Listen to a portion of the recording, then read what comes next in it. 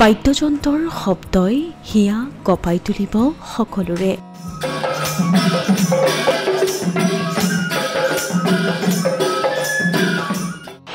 যাদুকৰী শব্দত সকলো মোহিত হৈ পৰিব।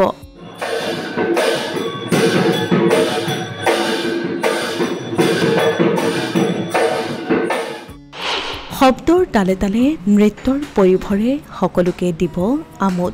সংস্কৃতিৰ ৰক্ষাত ব্যস্ত বাক্সাৰ এইসকল যুৱক যুৱতী।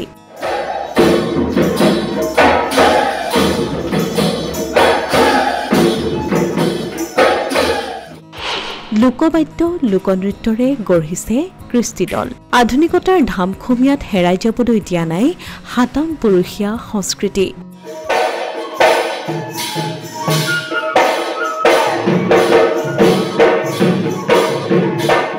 ফুটৰ বিপৰীতে বাক্সাৰ এইসকল যুৱক যুৱতী।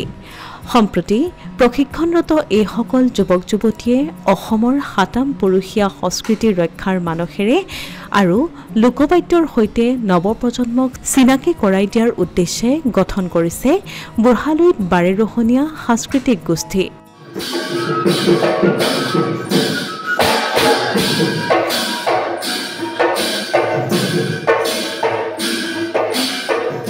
প্ৰায় 2 মাহ ধৰি প্ৰাণজিৎ মদাহী আৰু দীপম কলিতাৰ নেতৃত্বত প্ৰশিক্ষণ অব্যাহত ৰাখিছে এই কৃষ্টি দলটোৱে।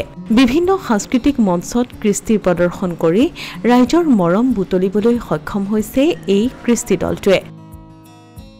অসমৰ থলুৱা সংস্কৃতি উপস্থাপন কৰিবলৈ চেষ্টা কৰা বুঢ়ালুইত বাৰেৰহণীয়া সাংস্কৃতিক গোষ্ঠীক লাগে এতিয়া ৰাইজৰ মৰম আৰু আশীৰ্বাদ। ইচ্ছুক সমিতিয়ে কৃষ্টি দলটো বিচাৰিলে যোগাযোগ কৰিব পাৰিব তেওঁলোকৰ লগত। আমাৰ দলটিৰ নাম হৈছে বুঢ়ালুইত বাৰেৰহণীয়া সাংস্কৃতিক গোষ্ঠী মুছলপুৰ আৰু আমাৰ এই দলটিৰ মূল লক্ষ্য হৈছে অসমৰ বিভিন্ন সংস্কৃতিসমূহ আমি জীয়াই ৰখাৰ চেষ্টা কৰিছোঁ। তাৰ লগতে আমাৰ আছে ইয়াতে ঝুমুৰ আছে, বড়ো আছে, বিহু আছে, হাজং, তিৱা, এইবিলাক আমি বিভিন্ন লোকবাদ্য লোকনৃত্য সেইবিলাক আমি জীয়াই ৰখাৰ কাৰণে চেষ্টা কৰি আছোঁ। আমাৰ প্ৰায় 2 মাহ হ'ল আমি চেষ্টা কৰি আছোঁ। ক'ৰবাত কিবা অনুষ্ঠান আছে নেকি বিহুৰ সময়ত? অনুষ্ঠান প্ৰায় আমাৰ চলি আছে, 1 তাৰিখৰ পৰা 7 তাৰিখলৈকে আমাৰ বুকিং হৈছে আৰু আমি পূজাত আমাৰ দেউলত আহি আছে 25 তাৰিখে। আমি যোৱা 8 তাৰিখে কৰিলোঁ শিৱ পূজাত চৰাইমাৰীত। এনেকুৱাকৈ আমি প্ৰগ্ৰামবিলাক কৰি আছোঁ। আমাৰ বৰমাৰ আছে, নাৰায়ণপুৰ আছে, অৰ্থাৎ বিভিন্ন জাগাৰ পৰা আহিছে।